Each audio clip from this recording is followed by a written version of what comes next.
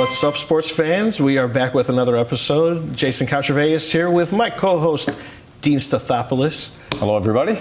You know, last time we were with you guys, we did a little check-in. It was right before opening day of MLB baseball, so thought we'd start this episode with a little check-in on not only our MLB teams, but just our pro teams here in Chicago in general. I guess I'll let you take how the Sox been doing so far, Dean. They won 2 out of 3 against Boston, so that's pretty exciting. I mean, really fun ending, too, to it. We had our old pitcher, Garrett Crochet, almost pitched in a no-hitter. Yeah. And the player that we traded for him breaks Chase up Mydra broke up the no-hitter in the seventh inning, 8th inning. Yeah, it was a great game. It was a great weekend series, and now we have Oakland coming to town. Hopefully we can keep the momentum going. Well, you know, the Cubbies have been doing pretty well, but in typical Cubby fashion, there's got to be something that's not quite great with it. We lost Steele for the season. Right. A guy that's potential ace-type potential as a pitcher, so that hurts. And already a couple other guys with the injury bug. Suzuki day-to-day right now, hopefully. But so far they're winning games, and they've played some tough teams. So the tests don't stop coming, though. They're going to San Diego now. I believe the Padres have not lost at home yet on the season. So it'll be fun to see. But again, it's early, so not quite sure what's going to go on with the baseball seasons, but we did have an end to the hockey season. That's why I wore my White Sox and Blackhawk combo jersey. The Hawks, we saw some improvements, I think, throughout the year. The nucleus, that young nucleus, is going to improve. I think now they do need to bring in some more experienced veterans out there, toughen up that team a little bit. Yeah. Obviously, shore up the defense. Who knows what they're going to do at head coach? Well, that's the key next year. And that is. I think this team needs leadership, just being such a young group. And we've had some veteran players, but 2 of those guys played their last game this year. So it's unfortunately been like a 2 steps forward, 2 steps back type thing with the Hawks this year. So, gosh, we're hungry in this town to get back to that type of Stanley Cup caliber franchise. So we'll see what we could do. I don't think it's going to be quick. No. But with a little bit of patience, we could see where that can go. We have our Bulls. The Bulls. That's a playing game. Again, another playing game. You know, this mediocrity that they're hovering in has not been fun. But what is cool, the addition by subtraction of losing Levine, who was such a ball-dominant player, and watching how fun this young core is with Giddy, which I believe that was an absolute steal, getting him for Caruso. Caruso, great energy guy, love him. Any team could use him, but Giddy really comes from a draft class, the 2021 draft class. The top 10 are all bona fide players. So Giddy, Kobe White has been a fan favorite for a while, and he's really got to shine now that Levine hasn't been holding up so much of the ball. And then our young man Matas from Hinsdale Central. The local guy. So I think it's a fun young core if they can hold on to him. Unfortunately, what we've seen with the Blackhawks is their young players have often been getting traded before we can have the patience to get that going. So hopefully the Bulls can do something a little bit different. And I guess our last one will be our Bears. Bears, number 10 overall pick. A couple weeks up in Green Bay is the draft. Well, so we'll see where they go. You know, I take that back. Not just the Bears. We have WNBA draft is tonight. We have our Chicago Sky, and they did trade up. So a lot of people think that they're going to go get that Haley Van Lith, who she did play with Angel at one point. So maybe there was some chemistry there for the Sky. You know, the WNBA is growing, and I really think supplementally that unrivaled 3-on-3 girls league that they made this year, I think that's going to keep some excitement going with women's sports year-round, and specifically women's basketball. So the Sky, they have 10 and 11, right? They do. They do have back-to-back. They do. So I know the pundits are looking at if we could get Haley, and then there's a girl from Lithuania that really, you know, the same way you've seen the success ratio in the NBA with guys like Jokic and Giannis, where you get some overseas talent that might not have been fully scouted and might not be fully developed, and see what they can do with the pros in here and the proper development. So it's cool to get 2 new young players added to our Chicago Sky team, which really provided a lot of excitement for Chicago last year. So we'll see what we can do. But we did kind of skip over the Bears real quickly. Yeah, you know, because we have 3 options, right? Yes. I mean, cautiously optimistic. O-line, edge rusher, and now they're saying running back. Well, it's a special running back. Normally, you'd say running back sounds like another poorly thought out Bears move, but this guy's special. I think a lot of us, this is the first year where we went and got free agent O-line and D-line, and as far as I can remember, to put that type of money and that type of dedication into it. So to keep going with that and get a young man who is the guy who's sitting there is a pretty big dude. So one of those guys that just kind of like commands respect. So we'll see. I mean, last year we all got a little excited. I think it was a little premature, but I think there's a lot more reason for, optimism, just, cautious optimism. So. Well, maybe you are. I still think they need a long-term offensive lineman. Yeah. No, and another edge rusher for Montez on the other side, because really they have nothing on that side. The skill position guys are what get people excited, but the reality is you win championships and you create dynasties with interior linemen. So I'm with you. Yeah. Hey, can we talk about the Masters real quickly before we get on to our guests? Let's do it. Did you get a chance to see that finish yesterday? You know, Rory? Amazing. Absolutely amazing. Well, especially because it looked bleak for him for a moment there. So for him to be able to regain composure that quickly and pull it off, and I mean in a pretty impressive way too. That playoff hole, he played like a true pro. So I don't know anyone not rooting for Rory at this point, so I think it was just a good, way to end a tournament and a good way to get him finally completing his Grand Slam. So, no, he deserves it. If anyone deserves it, it's Rory. Yeah. So we're just about ready to go. We have a couple nice guests coming out today. We have Pam and we have Nikki. I know I'll let you do the main introductions when they come on set, and I guess we're ready to go. For sure, yeah. We're going to get to know a little bit about what's going on in our park district over the summer. All right, guys, we are back, and we have two new guests joining us right now. We have Pam Hamill, and we have Nikki Bittner joining us from the Park District. And as I alluded to before we came into this segment, there's a lot of fun stuff going on this spring and summer at the Park District. So we brought in two experts to kind of give us a little bit of insight on some of the stuff that we have to offer here in Addison. So, Nikki, first, do you want to first tell us your position at the Park District? Yeah, so I'm a recreation supervisor. I oversee active adults and special events. I've only been at the Park District since August, but I've really enjoyed the activities and programs that we've been able to offer so far. Okay, so are you involved with stuff at Club Fitness? No, not really. I'm just over here at the community center. Oh, so larger events outside of the community events, beyond there. Yeah. So that's awesome. So what's the next event that you have that you've been planning? So we've been working on the Addison Park District's 3rd annual POW to Cancer 5K run. That's coming up on Saturday, June 14th at the community center on Oak Street. We're going to be charging everybody $35 to come and participate in the event, and 5 of those registration dollars goes to the American Cancer Society. That's a charity that we've been supporting, and just like probably yourselves, right, we all know someone that's gone through cancer or maybe is going through treatment currently, and this is something we've been really passionate about, supporting families in our community. That's awesome. Yeah. So how can somebody go about signing up? So you can register in person, or you can go online to addisonparks.org. You can click on the special events page, and that will direct you to the POW to Cancer registration. We are trying to encourage actually people to participate in teams. We've had a lot of support in the past from local businesses that have put teams together, as well as families that are uniting to, again, sort of maybe walking in memory of someone.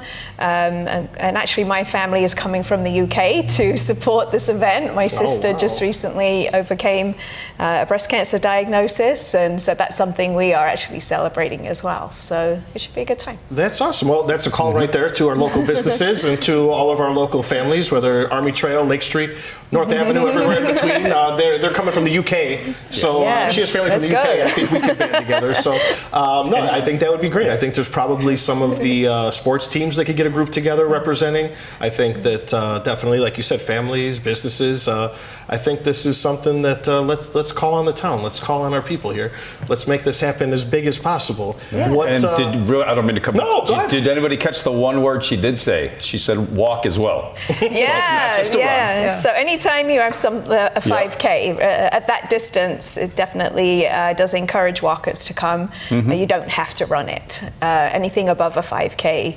The 10K, you're supposed to be a runner at that point. So 5K is definitely a perfect distance for a community event to engage everybody. So no excuses, especially from you and I, Jay, right? Well, I was going to say, I'm not running 5K straight through, but there might be a jog walk type trade-off. But I have to ask too, Is this open to anyone, even from people outside of Addison? I mean, Absolutely, yeah. We'll take registration. Again, just sort of building the team aspect. This isn't a resident, non-resident thing. It's $35 a person.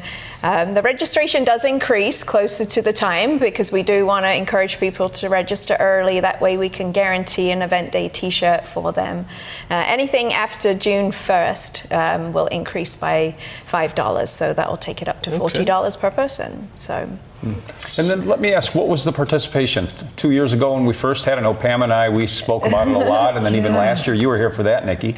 Oh, no, I would have just missed that. Yeah, Pam can speak to the attendance before. Yeah, we had 195 participants, and what was really exciting is seeing those teams grow year 2. So we had teams from the Carey Company, we had friends and family teams come out. And what was really nice about it is you could see it was a way for families to get together to honor those loved ones who are either still, fighting the good fight or who maybe they're remembering them. I know Don Figarelli was, another person who we lost this past year from cancer. So it's and he actually participated that first year. So it's an event that I think is really dear to people in their hearts. Yeah. Oh, I'm excited for it. I know we can probably get a lot of the people of Addison to support this great event. So thanks for telling us about that. Was there anything else? Well, the event will happen rain or shine. Obviously, we'll be praying for sun, just like we had a beautiful weekend for our Easter egg hunt. But it is a professionally timed race. So there will be awards for overall fastest male and female runner. And then we've got 15 different age group categories as well. And people that place first, second, and third will also get medals. So it's a good time. There's going to be a bit of a party atmosphere afterwards with some refreshments. Our sponsor will be on site doing a raffle, and we'll have a fun awards ceremony. And the American Cancer Society is actually bringing their iconic inflatable chair, which is huge. And teams, that's a perfect picture opportunity to gather your team and take those pictures post-race. So come on out. We'd love to see everyone. Well, I love it. We got it covered. Whether you're a walker or whether you're ultra competitive, you can still go for first, second, third. That was my next question. So I know a lot of our viewers are ultra competitive sports people. So it's like sometimes if it's just for fun, I'm not interested. But if I can win something, I'm all ears. So and for our procrastinators, you're gonna pay for it if you do this later than earlier. So take care of this. Get your groups together and let's get people signing up. I'm gonna sign up. I'm gonna get my group. So I'm gonna get. I have unfortunately enough instances of cancer in my family, so I definitely know we'd like to support this. We'll get a good group together. Awesome. So hopefully you guys will join us out there. It sounds like a lot of fun. All right. Now, Pam. All right. Now, well, first, before we go any further, tell us your role in what you do specifically at the Park District. Gotcha. So I handle the marketing and the communications. Okay. So I'm kind of like, I know a little bit about a lot of things, but I'm not necessarily the expert on a particular program. But I'm here to talk today about like all of our, upcoming spring and summer programming. Yeah, well, I know that the spring sports kicked off. I've seen some of the kids out there practicing already. So we have spring baseball just kicked off. That's right. Okay, and with that we have Little League multiple levels. Yep. And there's also the Addison Braves, our travel program? Yeah, so we have 2 baseball programs. Okay. One is the Addison Junior Braves, which is a travel program. This is actually their 2nd year. Tryouts were last July. They had a great season, their first go-round. And then they had the tryouts. Over the winter, they practiced at Community Rec Center, at the Addison Trail Field House. And then now they're back practicing at Centennial. Actual games started early April. Oh. So they are in full steam ahead. In the fall last year, they participated in another league, and the plans are that they will participate in that league this upcoming fall as well. In addition to the Braves, we also have Little League Baseball. And I guess the difference between the two is Little League is actually affiliated with the National Little League program. So if your team advances, through like a playoffs, they can go to a state division, then to regionals, and possibly be in the World Series of Little League, wow. which is in Williamsport, Pennsylvania. And I'll remind you all of, I think it was in 2023, our local Elmhurst team right next door actually made it to the finals. Yes, yeah, they were fun to follow. Of the Little League World Series. They didn't win, unfortunately, but it can happen to a local team. You never know.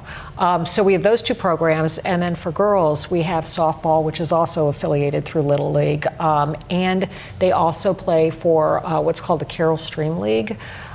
We have 3 teams. There's a 13U, what is her name? There's the 13U team, the Gators, then we have the Wolf Pack, which is the 12U team, and then we've got the 8U team, which is the Gators. I'm sorry, the Emeralds. And their season just begun as well. They have games that just started. They're thrilled to be back. The 14U team had actually won the championship last year in that Carroll Stream League. So they're very excited. Everybody's very pumped, and everybody's looking forward to a great season. Congratulations to all of them. So and thank you. The weather cooperates. It's a lot. Yeah. It's been great. And they also run soccer in the spring.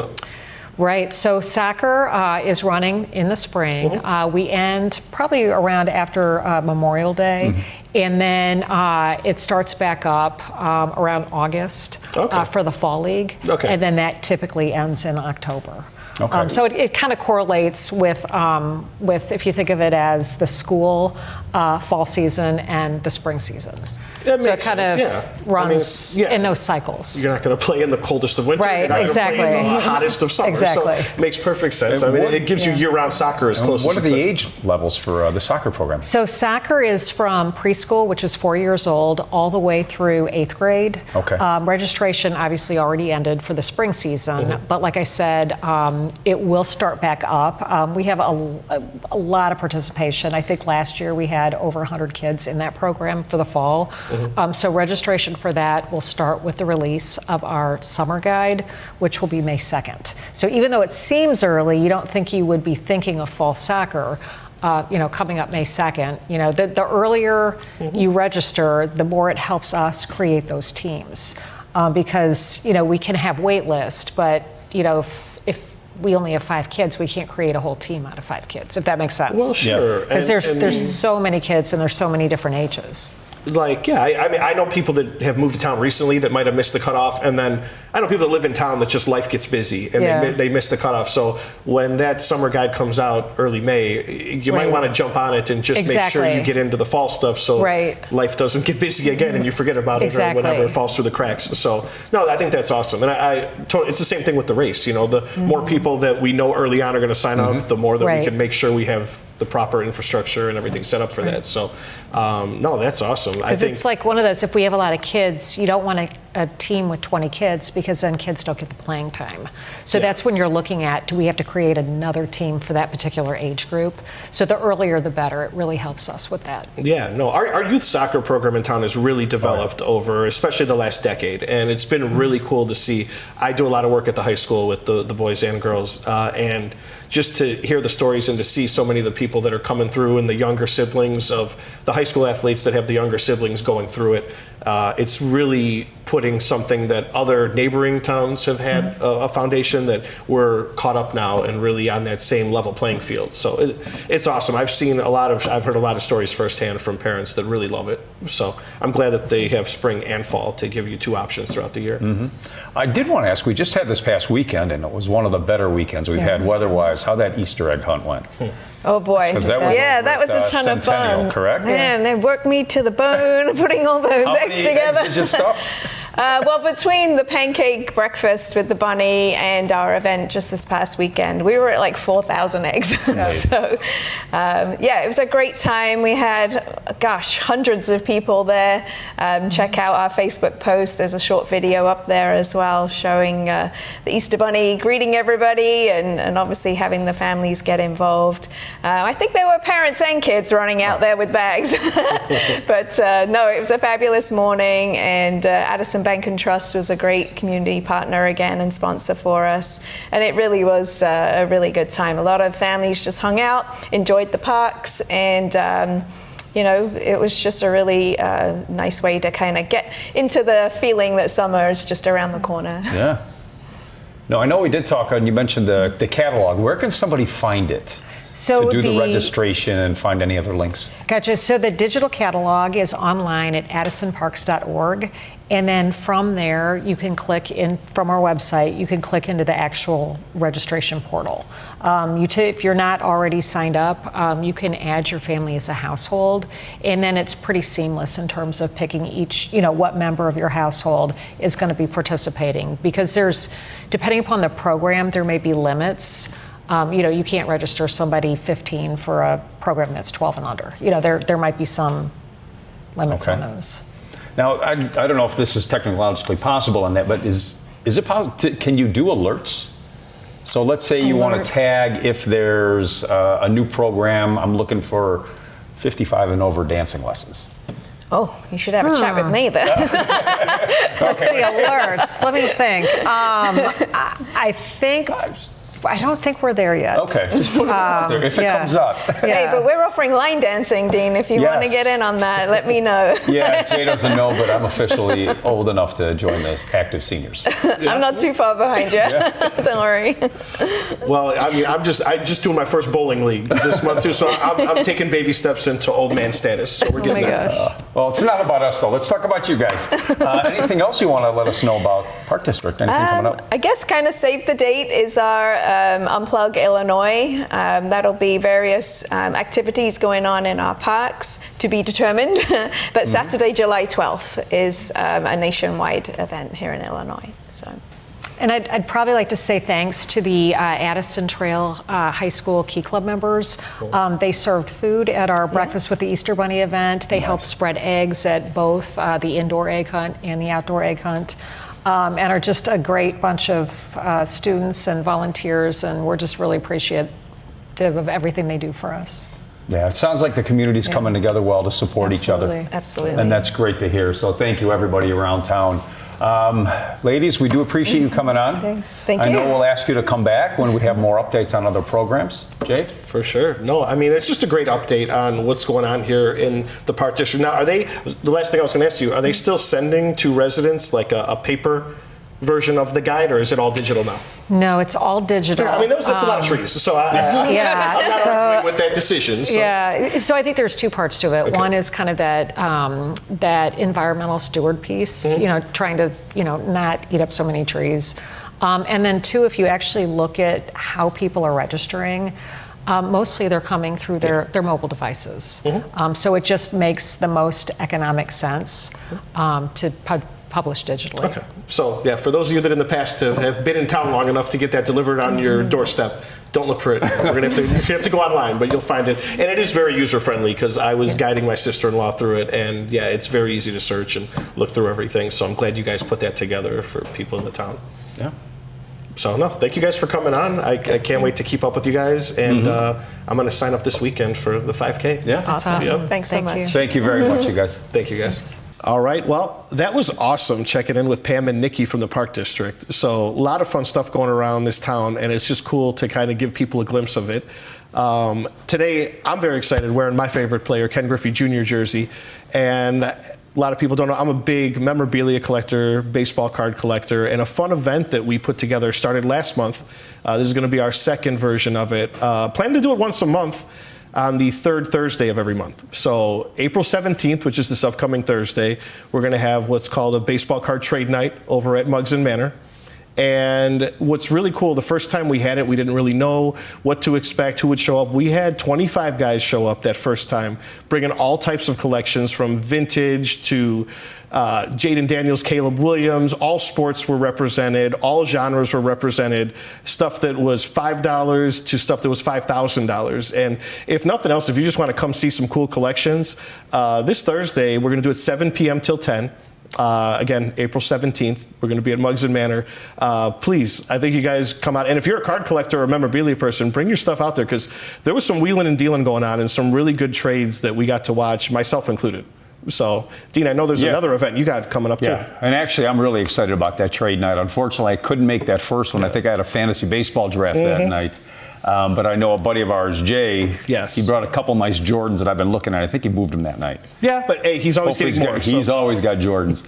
Yes, and also the end of the month, April 26th, Saturday, just to make everybody in town happy, Mugs and Manor is going to host Steve Trout, the former Major League pitcher for both the Cubs and the White Sox and some other teams. He's going to be there between 2 and 4 o'clock. Cubs actually have a game with the Phillies that afternoon as well. Oh, so wow. we're going to tie it in together. He'll be there, no cost to anybody. Just come in, he'll tell stories, sign autographs. If you have stuff, bring it. If not, I think there'll be some items for sale there as well. So yeah, come out and see Steve Trout. Can't say that again. On April 26th from 2 to 4, Saturday. Yeah, so I know a couple fun events coming before the end of the month for sports fans and anybody just looking to get a fun autograph or look at some cool memorabilia. So I'm looking forward to it. Yeah, very good. Another show in the books. That's it. We're looking for great guests as always, everybody. If you have a great story in town, you want to get it out, let people know, reach out to myself, Dean Stathopoulos, or Jay Contraveos. For sure. We've went heavy on the high school stories early on, but we're going to focus on next couple episodes on a lot of our youth sports here in town. We have some great stories to tell, and we're going to show you a young man who's back-to-back state champion coming up next week. Or our next episode, I should say. Good night, everyone.